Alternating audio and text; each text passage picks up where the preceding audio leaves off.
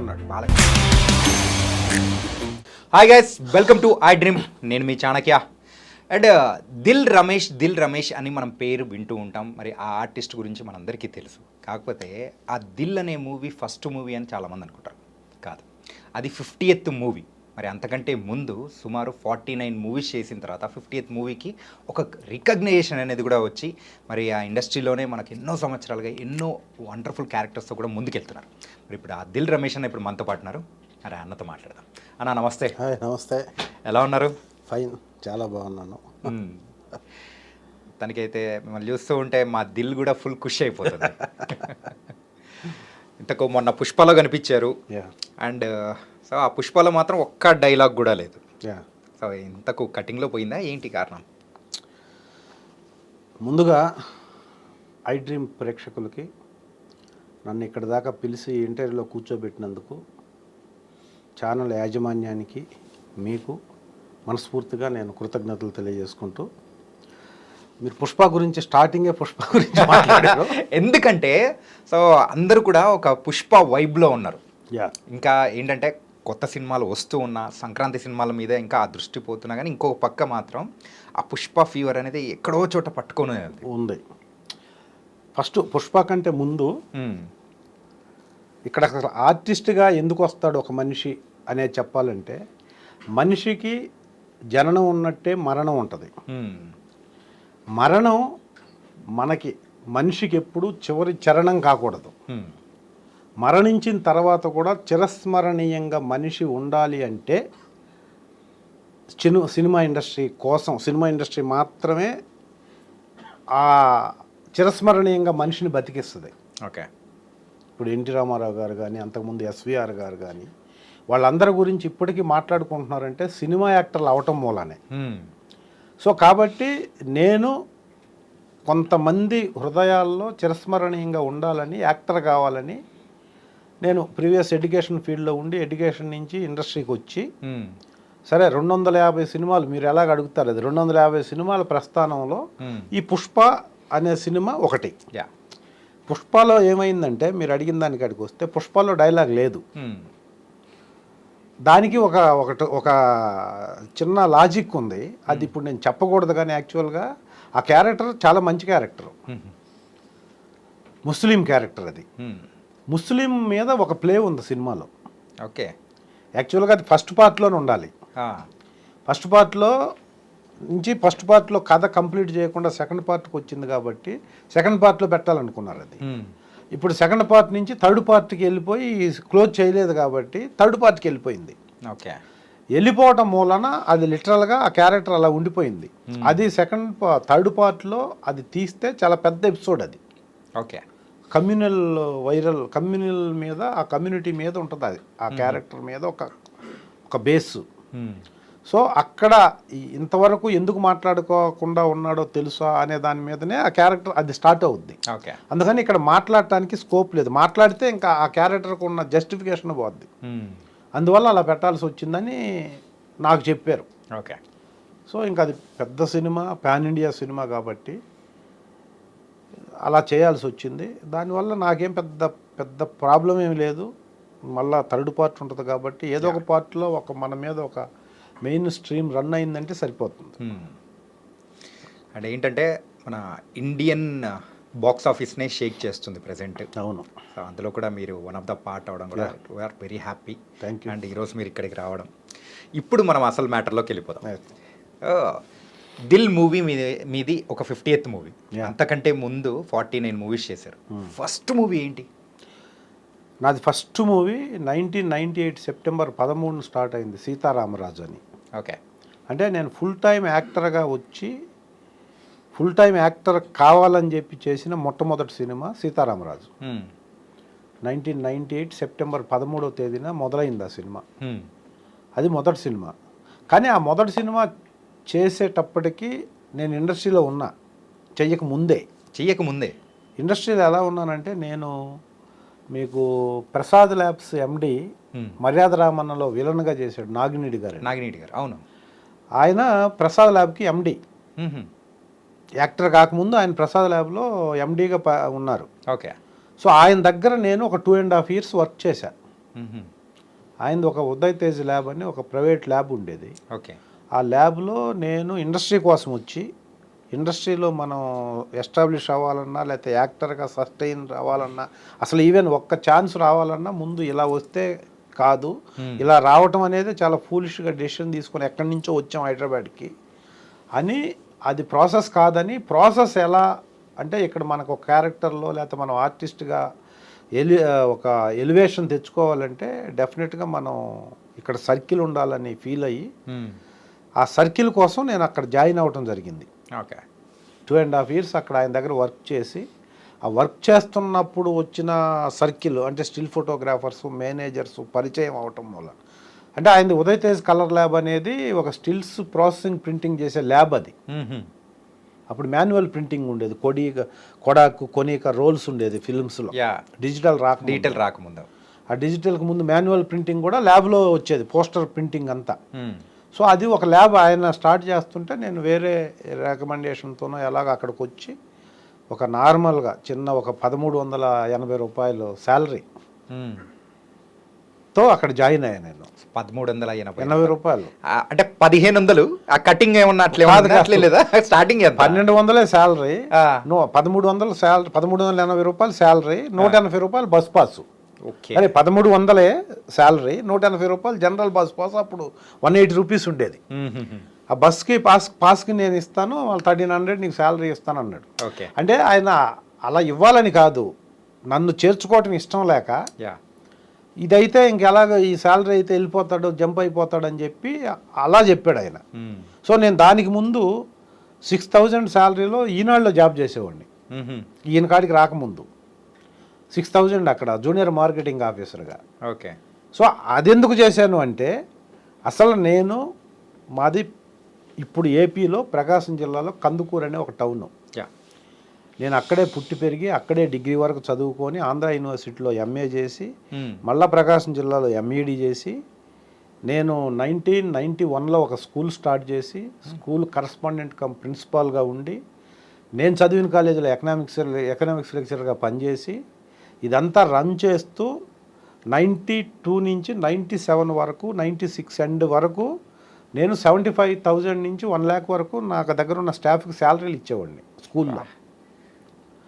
అది నా హిస్టరీ అసలు ఊర్లో. ఓకే. అయితే ఆ స్కూల్ స్టార్ట్ చేసిన దానికి రీజనే ఫిల్మ్ ఇండస్ట్రీకి రావాలని. ఇదేంటి ఈ లాజిక్ నాకు అర్థం కాలేదు. ఫిల్మ్ ఇండస్ట్రీకి రావాలంటే ఫస్ట్ మనకి ఫైనాన్షియల్ ఎఫర్ట్, ఒక సపోర్ట్ ఉండాలి, స్ట్రాంగ్ ఉన్నది, ఫైనాన్షియల్గా స్ట్రాంగ్గా ఉంటేనే హైదరాబాద్లో వచ్చి లైఫ్ లీడ్ చేస్తూ ఆర్టిస్ట్ అవ్వాలని ట్రై చేసుకోవడం అవకాశం ఉంటుంది. నాది అగ్రికల్చర్ ఫ్యామిలీ, మా ఫాదరు వాళ్ళు అగ్రికల్చర్ చేసేవాళ్ళు కందుకూరులో, ఒక చిన్న రైతు మా ఫాదరు. సో అక్కడి నుంచి ఫిల్మ్ ఇండస్ట్రీకి రావడానికి ఒప్పుకోరు. ఫస్ట్ చదువంతా అయిన తర్వాత ఎందుకు ఒప్పుకోరంటే మనకి బ్యాక్గ్రౌండ్ లేదు. ఫిల్మ్ ఇండస్ట్రీలో ఈవెన్ 1% కూడా మనకు తెలిసిన వాళ్ళు లేరు. హైదరాబాద్లో వెళ్ళి ఫిల్మ్ ఇండస్ట్రీ యాక్టర్ అంటే ఇది అయ్యే పని కాదు, కాబట్టి ఒప్పుకోరు జనరల్గా. ఒప్పుకోవాలంటే వాళ్ళు ఒప్పుకోకపోయినా మనం ఇక్కడ వచ్చి ఉండాలి అంటే డబ్బులు కావాలి. డబ్బులు ఎవరు ఇవ్వరు. కాబట్టి ఏంటి అంటే అప్పట్లో ఒక ఫ్రెండ్ నేను కలిపి ఇలా ఒక కోచింగ్ సెంటర్ లాగా ఒకటి స్టార్ట్ చేద్దాం, క్లిక్ అయితే చూద్దాం అనే ఉద్దేశంతో కృష్ణ చైతన్య రెసిడెన్షియల్ స్కూల్ అని నేను డిగ్రీ అయిపోయిన సంవత్సరమే స్టార్ట్ చేశాం. అది స్టార్ట్ చేయడానికి రీజన్ ఏంటంటే క్లిక్ అయితే డబ్బులు వస్తే ఇంకెవరి మీద డిపెండ్ అవ్వకుండా మనం అనుకున్నది చేయొచ్చు అనే దానికోసమే స్కూల్ స్టార్ట్ చేయడం జరిగింది సింపుల్గా. ఆ స్కూల్ స్టార్ట్ చేయటానికంటే ముందు నేను డిగ్రీ, ఇంటర్మీడియట్, 10th చదివేటప్పుడే నాకు 10th నుంచే నేను ఏఎస్ఎఫ్ స్టూడెంట్ లీడర్లో ఉండి నేను ప్రజానాట్య మండలిలో యాక్టివ్గా పనిచేసేవాడిని. ఓకే. కళలు అనేది అక్కడి నుంచి మొదలైంది నాకు. అంటే మొదలవడానికి రీజన్ ఇదే ఐడెంటిటీ క్రైసిస్. నేను ఇలా అందరిలో కాకుండా ఏదో ఒకటి చేయాలంటే ఫిల్మ్ ఇండస్ట్రీకి వెళ్ళాలనేది బేసిక్. సో వెళ్ళాలి కాబట్టి ఏంటంటే మనం ఊరకే ఇక్కడే ఉండి అక్కడికి వెళ్ళిపోతే అవ్వదని చెప్పి ప్రజానాట్య మండలిలో ఆటోమేటిక్గా స్టేజీ ఫీర్ అంతా పోద్ది అక్కడ. స్టేజీలో ఏకపాత్రలని, స్టేజీ నాటకాలని, అలా నాకు ఇంటర్మీడియట్ నుంచే స్టేజ్ ఎక్స్పీరియన్స్ ఉంది. అల్లూరి సీతారామరాజు చిన్న నాటకాలు వేయటం అలా. సో అవి చేస్తూ ఇక్కడ చదువుకుంటూ నేను కరాటే నేర్చుకున్నా, డ్యాన్స్ నేర్చుకున్నా. అప్పుడు ఈ ఫ్లూట్ నేర్చుకున్నాను. ఇవన్నీ దేనికంటే ఫిల్మ్ ఇండస్ట్రీకి పోతే ఏదో ఒక సెగ్మెంట్లో ఇవన్నీ ఉంటే బాగుంటుంది అని. అంటే ఎవరైనా కానీ ఫిలిం ఇండస్ట్రీకి అంటే రావాలి అని అనుకున్నప్పుడు ఖచ్చితంగా ఒక హీరోను, ఒక డైరెక్టరు, ఒక సంథింగ్ అవ్వాలని చెప్పేసి అడుగు పెడుతూ ఉంటారు. మీరు అడుగు పెట్టేటప్పుడు ఏమవ్వాలని అడుగు పెట్టారు? నేను యాక్టర్ అవ్వాలనుకున్నాను అంతే. యాక్టర్, ఆర్టిస్ట్ అవ్వాలి నేను. నా యాంబిషన్ హీరో అవన్నీ కాదు, అవన్నీ రావని తెలుసు ఎలాగో. ఎందుకన్నా? ఎందుకంటే 25-26 ఇయర్స్ వరకు ఊట్లో ఉన్నాం మనం. హీరో అవ్వాలంటే ఏజ్ ఏంటి? ఇప్పుడు నేను బాలకృష్ణ, నాగార్జున, వెంకటేష్, చిరంజీవి గారు వీళ్ళందరినీ చూస్తున్నాం కదా. ఏ ఏజ్లో వాళ్ళు అంత బ్యాక్గ్రౌండ్ ఉండే 20, 21, 22కే హీరోలు అవుతారు జనరల్గా. మనం అసలు ఏమీ తెలియకుండానే 25 ఇయర్స్ అక్కడే అయిపోయింది. ఇంకా హీరో అవ్వాలని వస్తే దాన్ని ఏమంటారు? ఇంకా హీరో కాదు అసలు నటన అంటే తెలుసు, నటుడు ఎలా అవ్వాలో తెలియదు, ఎవరు చెప్పేవాళ్ళు లేరు మనకు అక్కడ. అప్పుడు ఆ టౌన్లో మొత్తం ఒక 100, 200, 150 ఇళ్ళకి ఒక టీవీ ఉంటేనే ఎక్కువ.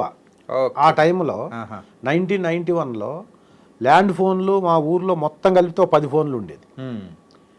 టీవీలు లేవు అప్పుడు. ఒనిడని డోర్లు ఉన్న టీవీ ఉండేది. అవునవును, లాక్ వేసుకునేది. శుక్రవారం ఒక్కటి చిత్రలహరి అని ఒకటి వస్తే ఆ 100 ఇళ్లలో అందరూ ఆడ పోయి కూర్చొని ఉండేవాళ్ళు. అలాంటి పొజిషన్ అసలు. ట్రాన్స్పోర్టు లేకపోతే ఈ ఛానల్స్, ఈ ఫిల్మ్ ఇండస్ట్రీ, ఫిల్మ్ ఇన్స్టిట్యూట్స్ ఇవన్నీ ఏమీ తెలియదు. ఒకవేళ తెలుసుకున్న కష్టంగా ఇక్కడ పంపించి డబ్బులు పెట్టే కెపాసిటీ లేదు. ఒకవేళ కెపాసిటీ ఉన్నా చదువుకే పెట్టని రోజులై. చదువుకుంటాను ఫీజులు కట్టముంటే గవర్నమెంట్ కాలేజీలో సంవత్సరానికి 400, 500 10 సార్లు అడిగితే కానీ కట్టేవాళ్ళు కాదు పేరెంట్స్. ఎందుకంటే అంత అవేర్నెస్ లేదు చదువు మీద అప్పట్లో. వీడెప్పుడు కాలేజీకో స్కూల్కు వదిలేసి పొలం వస్తానంటాడని వెయిట్ చేసేవాళ్ళు అనమాట పేరెంట్స్. ఓకే, 4 రోజులు పొలం పోయినా పర్లేదు, అక్కడ పొలంలో పని ఉంది రా అని చెప్పి తీసుకెళ్ళేవాళ్ళు బలవంతంగా. పొలం చేశారా? బ్రహ్మాండంగా పొలం పనులు ఏంటి, వాటర్ నీళ్లు తేవటం అంటే అప్పుడు కావిళ్ళు అంటారు. అవును. అవి వేసుకొని ఎక్కడో ఒకటే బావి, ఒక మంచినీళ్ళ బావి ఉంటే అక్కడికి వెళ్ళి పొద్దున్న అక్కడ 10 నిమిషాల నుంచి ఒక అరగంట సేపు వెయిట్ చేసి తీసుకొని వచ్చినాయి. అది మా సిస్టమ్ అంతా గిలక బాయిలు అంటారు. అవును, చేదేది ఆ సిస్టంలో పెరిగిన వాళ్ళం మనం. గ్యాస్ స్టవ్లు కూడా లేకుండా కట్టెల పొయ్యి అంటారు. అలాంటి సిచ్యువేషన్ అక్కడ అప్పట్లో. సో అలాంటి పొజిషన్లో ఫిల్మ్ ఇండస్ట్రీకి రావాలని కానీ, వస్తామంటే సపోర్ట్ చేయటం కానీ, రావడానికి అసలు కావాల్సిన ఏమి ఆయుధాలు ఏంటి, ఏమి నేర్చుకుంటే మనం అక్కడికి వెళ్ళగలం అనేది కానీ ఎవరికి తెలియదు. మనకైతే ఫైటింగ్ వచ్చు కానీ ఎక్కడ చేయాలో తెలీదు. వెళ్ళాలి, ఎట్లా వెళ్ళాలో తెలియదు. వెళ్తే అక్కడ ఏం చేయాలో తెలియదు. కానీ నాకు తెలిసింది ఏంటంటే ఈ స్టేజ్ ఎక్స్పీరియన్స్ ఉంది. మా ఊర్లో కరాటే నేర్పించు, తైకోండు కరాటే నేను రెడ్ బెల్ట్ వరకు వెళ్ళాను. ఓకే, ఎందుకు ఫైట్స్ అవి చేయాలంటే సుమను, భానుచంద్ర గారు అప్పట్లో టాప్, వీళ్ళని బీట్ చేసి బ్లాక్ బెల్ట్ అనేవాళ్ళు. వాళ్ళ సినిమాలు అలా చూస్తుండేది అప్పుడు. తర్వాత అర్జున్ గారు వచ్చారు, కుంఫు కరాటే అని. అరే ఇవన్నీ నేర్చుకుంటే కదా అంత ఏదో ఏ క్యారెక్టర్ అసలు పోవాలనుకున్నప్పుడు తెలియాలి కదా కొన్ని. అంటే అప్పుడు మా ఊరు దగ్గర నుంచి ఒక 15-20 కిలోమీటర్లు వెళ్తే సింగరాయకొండ అని ఒక ఊరు, ఒంగోలు అని ఒక ఊరు, 30 కిలోమీటర్లు వెళ్ళి బిగినింగ్లో కరాటీ క్లాసులు అక్కడ వారానికి 2 days అటెండ్ అయ్యి మేము ఒక 4-5 వాళ్ళని బలవంతం చేసి బ్రతంలాడి మా దగ్గరికి రండి, ఒక 30-40 మంది మేము ఉన్నాము, మేము చేరతామంటే వాళ్ళు బ్రాంచ్ పెట్టారు 1 year తర్వాత మా ఊర్లో, మా ఫోర్స్ మీద. అప్పుడు ఊర్లో ఉండి కరాటీ నేర్చుకొని అట్లా గ్రీన్ నుంచి బ్లూ నుంచి అలా రెడ్ వరకు వెళ్ళారు. అది నేర్చుకోవడానికి రీజన్ ఓన్లీ ఫిల్మ్ ఇండస్ట్రీకి ఎంటర్ అవ్వాలని. తర్వాత డ్యాన్సు మా ఊర్లో లేవు.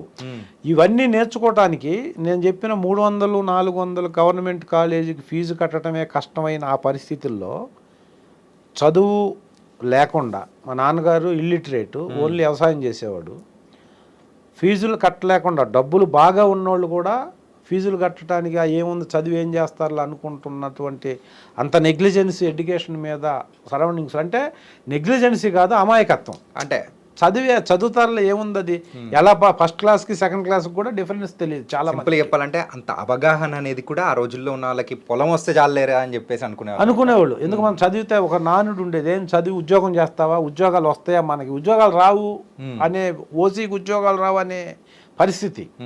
సో ఏదో పాస్ అయితే చాలు, సెకండ్ క్లాస్ ఫస్ట్ క్లాస్ అన్నా కూడా ఏముంది తేడా, పెద్ద తేడా ఏముందిలే పాస్ అయ్యారు కదా అనే సిచ్యువేషన్ పేరెంట్స్ది. ఓకే, మా పేరెంట్స్ కాదు, ఆల్మోస్ట్ ఎవరో తక్కువ ఒక 10 మందిలో ఒకళ్ళు ఉండేవాళ్ళు పేరెంట్స్ చదువుకున్నోళ్ళు. సో అలాంటి పొజిషన్లో మా ఫాదరు నేను కరాటేకి డబ్బులు అడిగితే తిట్టకుండా ఇచ్చేవాడు.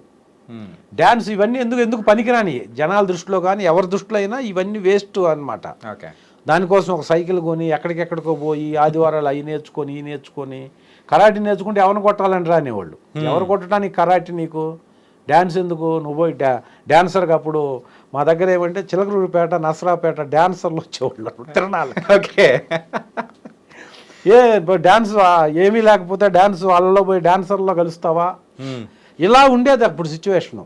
అయినా మా చుట్టుపక్కల వాళ్ళు మీ ఓడు వెళ్తున్నాడని మా ఓడు అడుగుతున్నాడు, వాడు చెడిపోయేది కాక మిగతా వాళ్ళని కూడా ఇలా అంటున్నా కూడా ఏ రోజు నన్ను క్రిటిసైజ్ చేయకుండా, అంటే నా ఐడియాని ఆపకుండా అక్కడికక్కడ దాన్ని అదే తీసేయకుండా ఇవన్నీ ఇవ్వటం మూలాన అవన్నీ నేర్చుకుంటూ నాకు ఆ ఐడియా, నేను inter first year, second year, degree first year వచ్చేసరికి ఇవన్నీ నేర్చుకొని ఆ డ్రెస్సింగ్ స్టైలు అలా కాలేజీకి ఇదంతా వస్తున్న టైంలో ఆయన వాటన్నిటికీ తెలియకుండానే ఎంకరేజ్, వాడిని ఎందుకు ఏదో చేస్తున్నాడు, డబ్బులే కదా ఇద్దాంలే అనే ఉద్దేశంతో ఆయన పెద్ద పట్టించుకోకుండా వదిలేశాడు. కాబట్టి నేను ఇవన్నీ నేర్చుకుంటున్నాను కాబట్టి వెళ్ళాలి కదా ఇంకా, లేకపోతే ఇవన్నీ ఎందుకు వేస్ట్ కదా మనం నేర్చుకునేది అని ఆ ఐడియా అలా డెవలప్ అయింది నన్ను. ఆ డెవలప్ అయ్యి ఇవన్నీ చేస్తున్న, జిమ్ చేసేవాడిని, కరాటే, డ్యాన్స్ ఇవన్నీ చేస్తుంటే పక్కన ఫ్రెండ్స్ కూడా ఇవన్నీ చేస్తే ఇక్కడ ఎందుకు, నువ్వు హైదరాబాద్ వెళ్ళాలి కదా, నువ్వు ఇక్కడ ఉండి ఏం ఉపయోగం, ఎందుకు ఇవన్నీ నేర్చుకునేది, ఇట్లా అది అలా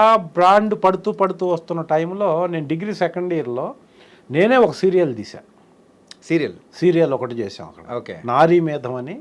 అప్పుడు డిష్ యాంటీనాలు ఉన్న టైంలోనే ఒక 13 ఎపిసోడ్లు చేసి షూట్ చేసి లోకల్ యాడ్స్ ఇది చేసుకొని ఆ యాడ్స్ని ఇన్పుట్ చేసి ఒక 22 minutes serial, 8 minutes local ads ఆ డబ్బులకి ఈ సీరియల్కి పెట్టి చేసి అప్పట్లో నాకు ఒక హీరో ఇమేజ్ అనమాట ఊర్లో. సో ఇది అయిపోగానే ఆ ఇమేజ్ అలా ఉండగానే నేను డిగ్రీ అయిపోయిన సంవత్సరమే స్కూల్ పెట్టి, స్కూల్ మెగా సక్సెస్ 100% రిజల్ట్ వచ్చింది ఫస్ట్ ఇయర్లోనే. అది అలా వెళ్ళిపోయి అప్పుడు నేను ఊర్లో ఒక కృష్ణ చైతన్య రెసిడెన్షియల్ స్కూల్ కరస్పాండెంట్గా ప్లస్ ఒక సీరియల్లో లోకల్లో హీరోగా యాక్ట్ చేసి అది ఒక ఇమేజ్ అలా బిల్డప్ అయ్యి లోకల్ ఫేమ్ ఉంది అదే హీరోగా కైండ్ ఆఫ్. అండ్ అలాగే బిజినెస్ పరంగా సూపర్ సక్సెస్. సో ఇప్పుడు ఇంతకు ఇవన్నీ వదులుకొని మూవీ ఇండస్ట్రీ సైడ్ రావడానికి ద మెయిన్ రీజన్, ఇంతకు ఇప్పుడు స్కూల్స్ ఉన్నాయా లేవా? లేవు.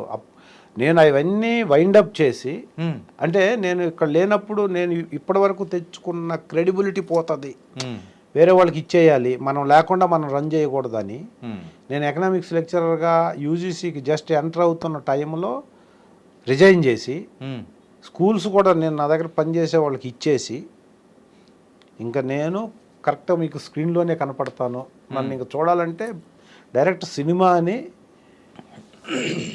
ఊర్లంతా ఎస్టాబ్లిష్ అయిందాక ఉండి చెప్పి నేను హైదరాబాద్ వచ్చాను.